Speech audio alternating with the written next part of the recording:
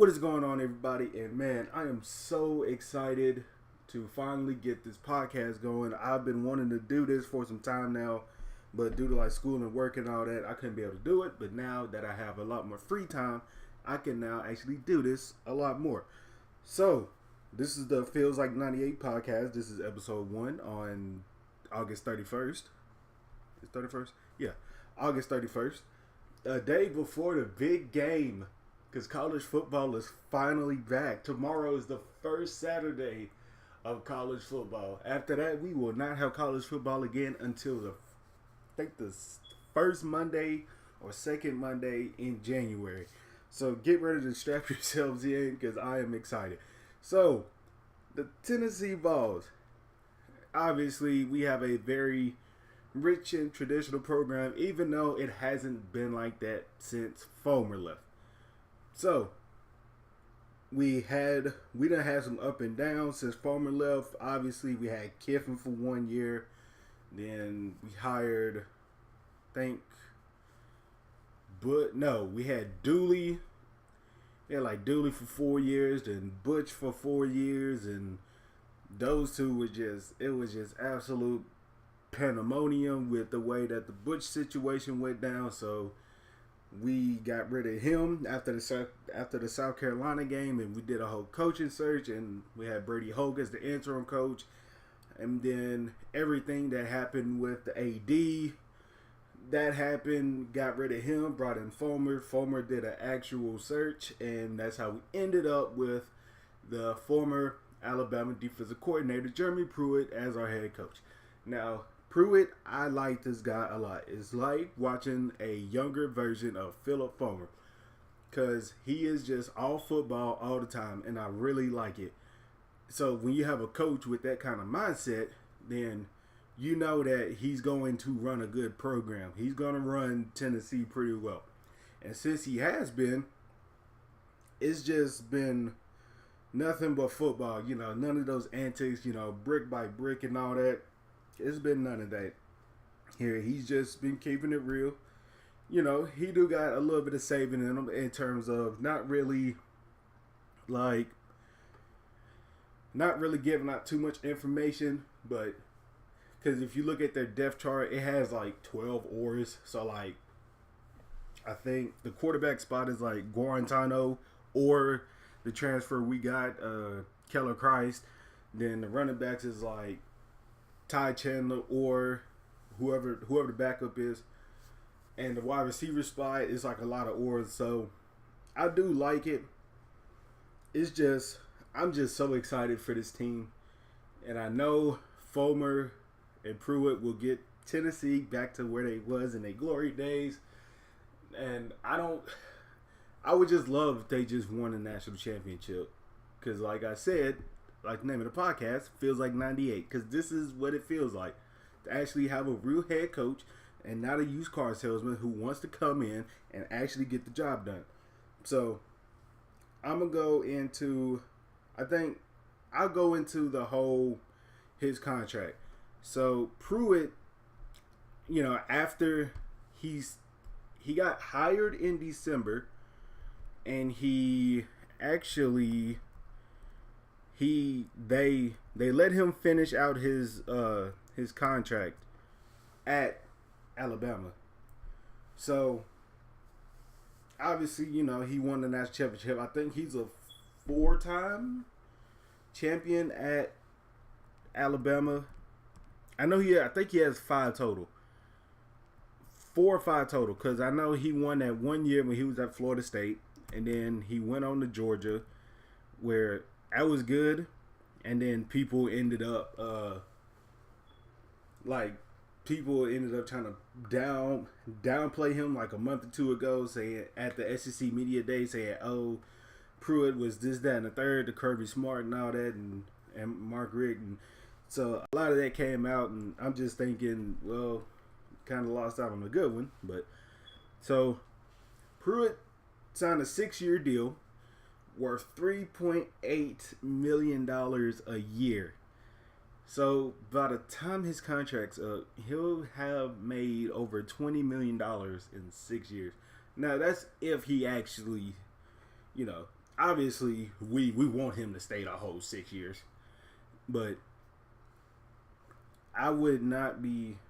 I'm just excited for this ride that we're about to go on, because the whole winter last year was a complete roller coaster with just everything that came out from Butch to John Curry, the former AD, and it was just pandemonium, because the whole Schiano deal, and then Schiano, it was like we hired him, and then we didn't like it because of some stuff that happened in Penn State. Everybody knows what happened. And then now and then he was about to sign a contract, and then he pulled away from the contract, and we was all happy. And then they went after some more coaches that they had the deal done. They just didn't like go all the way through with it. So they had like Gundy wanted to come here. Brom from Western Kentucky wanted to come here, but now he's at Purdue. Leach from Washington State. I really wanted him. It was either him or Brom that I wanted to come. But then fired the AD. Then Fulmer did a whole new search. Came down to Steele. Kevin Steele, defensive coordinator at Auburn. Pruitt. And John Rocker. I can't think of the third person's name. Yeah, I can't think of it. But he had 3 candidates, and then we ended up going with possibly the best one, which I think is the best one, in Jeremy Pruitt.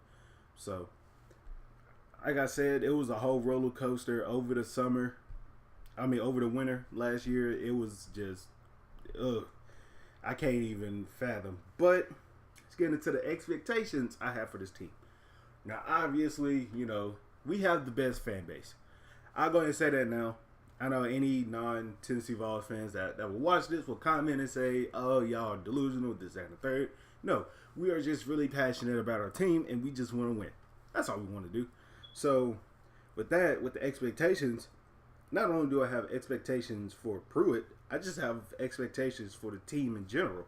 So, I'm not one of those fans that's like, okay, year 1 or year 2, we're just going to go out and just run the table and all that. No, I don't want that. Now, if it does happen, I'll be very excited. But me personally, I don't really want that. I see us getting 6 or 7 wins. Yeah, I see us around 6 or 7 wins. And tomorrow would be a true test of how our season will actually play out. So, if we go out versus West Virginia and we win, let's say we win by like a touchdown or something. Then, because our next 2 games play like East Tennessee State and UTEP, so we can be 3-0 going into that Florida game. And then, but if we go let's say we go 2-1, we can go into the Florida game with high expectations or low expectations. Because really looking at their schedule, it's really let's see.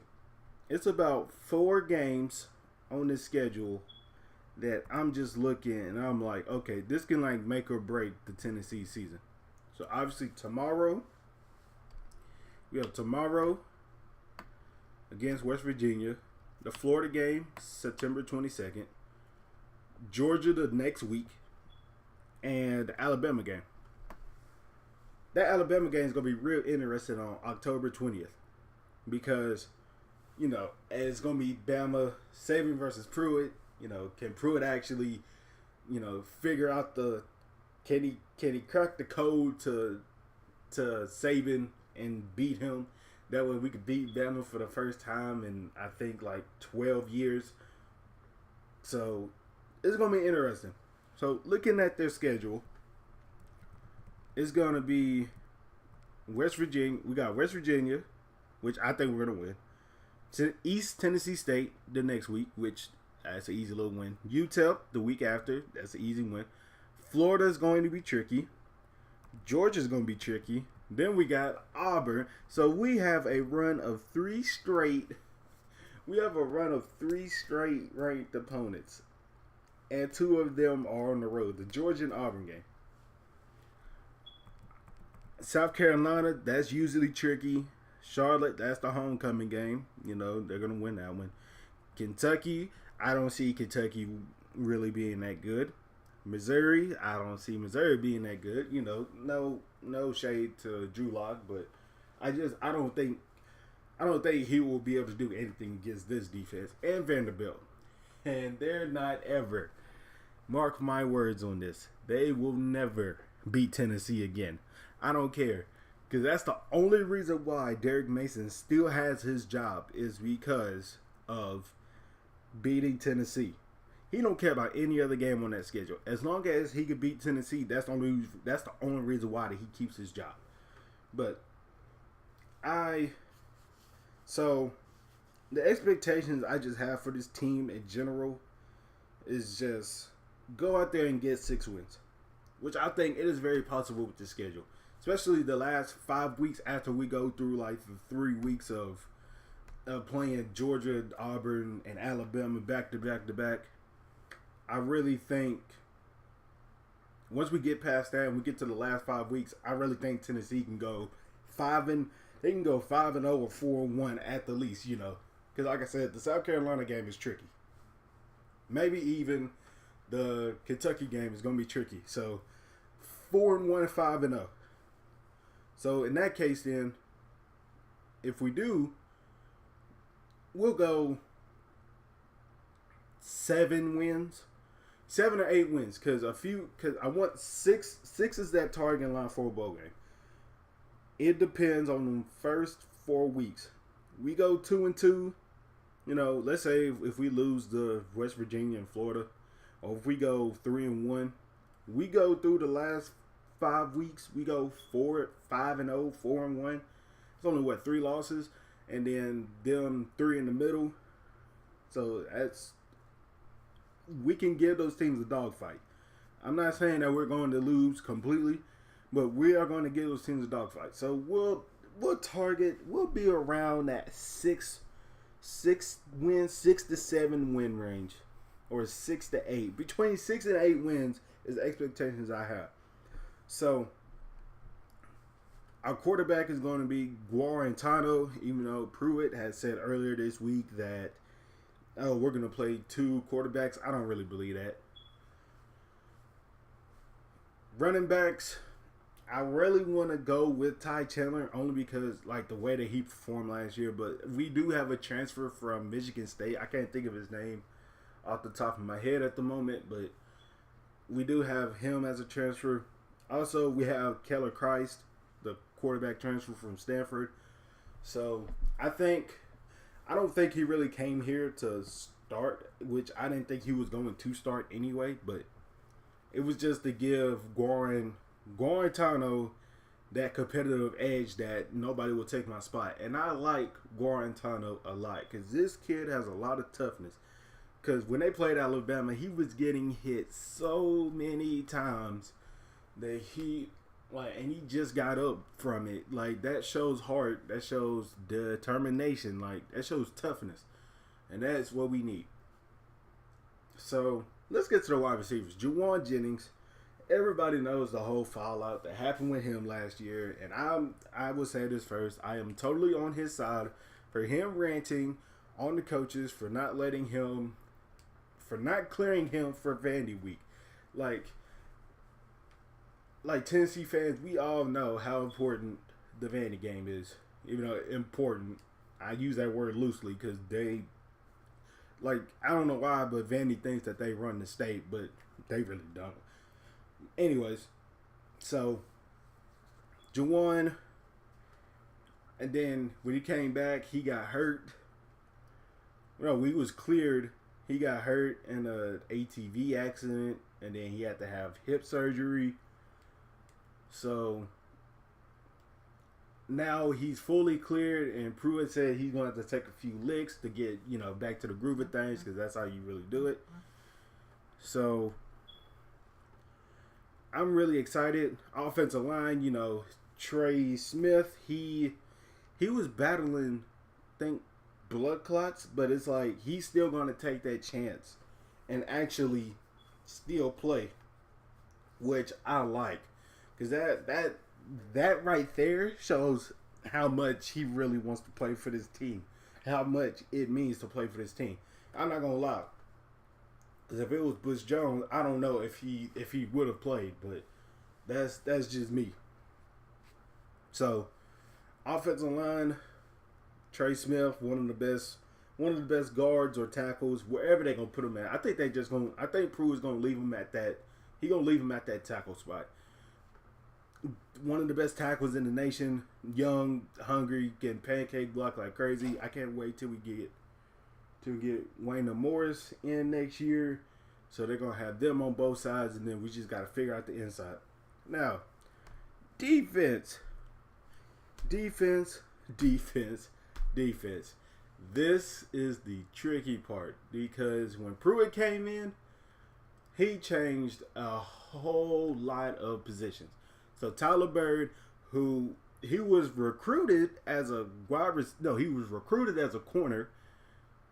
You know, Butch Jones, for whatever reason, I don't know why, he decided to put him in as a wide receiver. Now, he wasn't bad. He wasn't a bad wide receiver. It's just he didn't get the ball a lot, so we couldn't really tell what he could do. But now Pruitt has made him to a corner. I think he turned Carlos Finn's Am. I think he turned him into a safety. Yeah, I think he turned like a running back into a safety or a corner. You can comment down below in the description. In the comment section on what position he got changed to. But a lot of players on offense went to defense. I don't think anybody on defense switched to offense. So, this is going to be interesting. Just this whole team. So, we're going from the 4-3, what we ran the last 4 or 5 years, I think, to the 3-4. No, it's actually 2 years. We ran 4-3 like the past 2 years. But now we're going back to the 3-4. Probably going to have... It's a lot of DNs. No, we got some linebackers that can play DN and DN that can play linebacker. So, like I said, I just got all the faith in the world in Pruitt that he's gonna figure this out, and he has a lot of football minds around him that he put on his staff that can not only recruit in the staff, but they understand SEC football. I think the only one that didn't coach in the SEC at some coordinator spot is Tyson Helton, who his brother is the head coach at USC, and he was the co-offensive coordinator with T. Martin, which I really wanted. I wanted T. Martin at Tennessee, but it is what it is. But he ended up, I think he was the passing coordinator. I don't know. It's a lot of different spots. Like when it comes to football, it's a lot of different spots that you could just fill in. So, but now he has the full reins of the offense for Tennessee. You know, with what he did with Sam Darnold, what he turned Sam Darnold into was pretty good. Now we have Guarantano. We're gonna see what we could do with him. I'm really excited for that. Now on defensive side of the ball, we have Kevin Sherr's the defensive coordinator. We have Rocker, Terry Fair, who used to play at Tennessee at corner. He's the cornerbacks coach. I can't think who the linebackers coach is. I know Tracy Rocker is the defensive line coach. Yeah, I can't. God, it's losing my memory. I can't think who's the linebackers coach, but he has surrounded himself with a lot of football minds. And there's one other person that I really want to see play this year. But it's just he had to get through hoops and hurdles, and that's J.J. Peterson. I forgot to mention that earlier for the team expectations. Well, this is the team expectations. It's just J.J. Peterson. I don't know what the deal is with him. Anybody who's like a Vol insider, like maybe y'all can fill me in on what is going on with him. Why he hasn't really been on campus a lot. But that's the one kid because he was one of the he was like the number 1 or 2 inside linebacker or just linebacker period. Like coming out of high school, you know, he was an Under Armour All American and all that. Like he was in the Army Navy game. Well, that Nate, I don't know the name of it, but it's just that's the one kid I want to see play. So last I've heard of is that they were going to try to get him on campus by Wednesday. Wednesday comes by. I didn't really get any updates on Twitter. Again, if there's anybody that's a Vols insider, you know, let me in on this because you know I'm still young. I want to be educated in all this, but it's just I don't know. I'm just like really excited right now. Like if I had a face cam right now, y'all would just see the excitement on my face that I just have for this team. And tomorrow is going to show the excitement I have because I can't wait because I'm watching this whole entire game, start to finish. But all right, let's get into the preview of this game. West Virginia, Tennessee. Now, usually the way that Tennessee games go, the first game of the season, we always play an out-of-conference Power 5 school, and we usually win. Last year, played Georgia Tech in the Chick-fil-A kickoff. We won that game in overtime. I ain't gonna lie, Georgia Tech had it's impossible at this point. I think it's impossible to stop the triple option offense unless you just have a fast. You gotta have a fast linebacking core to stop that. But then I remember we played NC State like way back when we had Tyler Bray and all them. I think that was like 4 to 5 years ago. Had Tyler Bray and them. We ran through NC State. Like, so we do pretty good in our opening games. This one is a little bit different because we're dealing with an old foe, with an old SEC foe in Will Grier. Now, he got caught using PEDs. Now, well, HGH, whatever you want to call it. But we don't really know. He said it was over the counter, that it was, I don't know.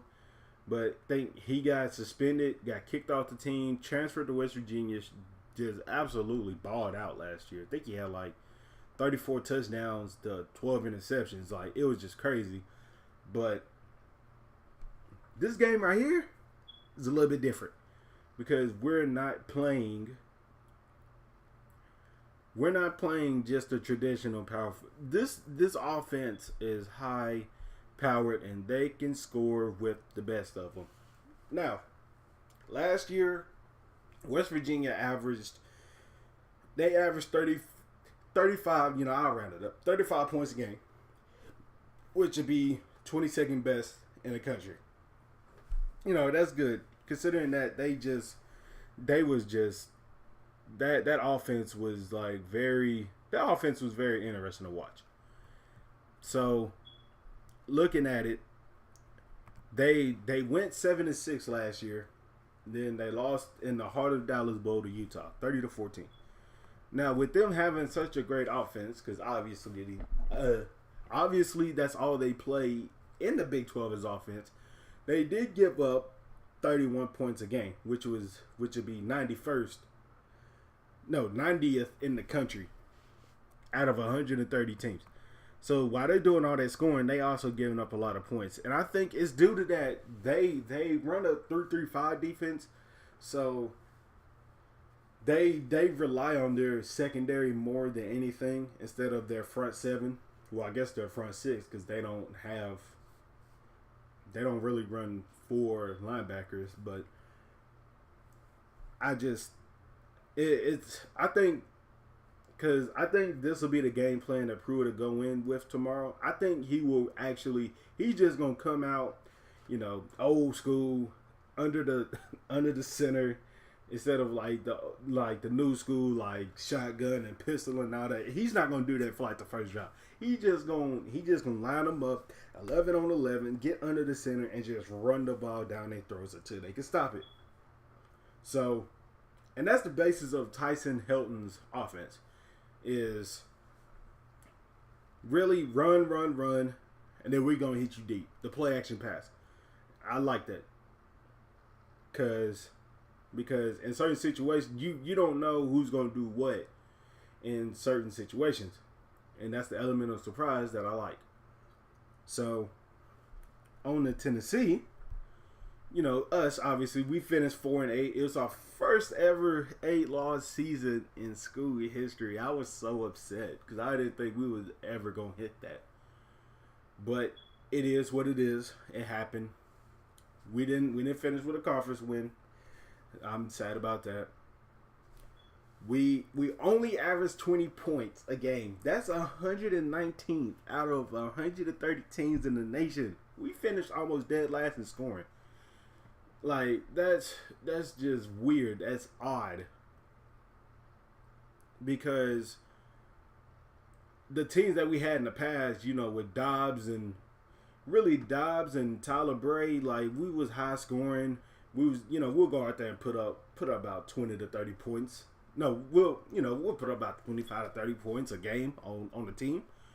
But like we were just going through a lot. Like that offense was just awful. But I can't really be upset. It happens. But we gave up 30 points a game. So we got outscored by a margin of about 10 points. 10 points was our average margin of defeat. Now, obviously, we had the Florida game that we lost by that last second Hail Mary. That was a holding call, but they didn't call it. We lost like South Carolina, Kentucky, Vanderbilt, like all those games that we lost by a close margin. But, this, like I said, this is a new era. This is a new regime. I can't wait. There will be a lot of ups and downs. I cannot wait. It's just, I just can't wait. Like that's all I can really say. Like I can't wait until tomorrow when they play the game finally. 2:30 Central Time, 3:30 Eastern. I can't wait. I think they have us as the underdogs for this game. Yeah, we're underdogs. West Virginia is favored by 10 points, I think. So, and the over-under for that game is 61. So that's about around 30 points. So it's basically going to be around 30 points. But we're going to see what's going to happen. My prediction for the game is that we will... Actually, wait. I forgot to mention a couple of offensive weapons that West Virginia has. So obviously, we know they have Will Greer, threw for 3,500 yards. But they returned... Where's he at? They returned David Seals, the 5th. And he coming off of just... He didn't have 1,000 yards, but him and Gary Jennings is scary. Seals had 18 touchdowns. I think if we can kill him, because we have Alontae Taylor, I think he's starting 2 freshman corners. So if we could contain David Seals, which we're going to see how good he really is against some real competition. Playing in the Big 12 ain't no competition, but we're going to see how good he really is. But my prediction for the game is that we will win 30, because they don't play defense in the Big 12, obviously. We will win 30 to 23. 30 to 22-23. We're going to win. So, that's my prediction. I'm ready for this long ride of a season. Like I said, I want us to hit between 6 and 8 wins. We're going to see what's going to happen. I can't wait. Vols fans, if you know any Vols fans, tell them to come over here. I'm still young. I'm still learning how to do this whole podcast thing, pre-recording everything. So throughout the season, I will get a lot better with the way that I articulate myself and how I explain things. But I am glad that I'm just glad that college football season is finally here. If you like this, leave a like, comment, and subscribe for more of the Vols podcast, for the more Feels Like 98 podcasts every week on a Friday. Unless it's a bye week, then obviously I'm not gonna do it. But I will see you guys next week to give a breakdown of the game against East Tennessee State.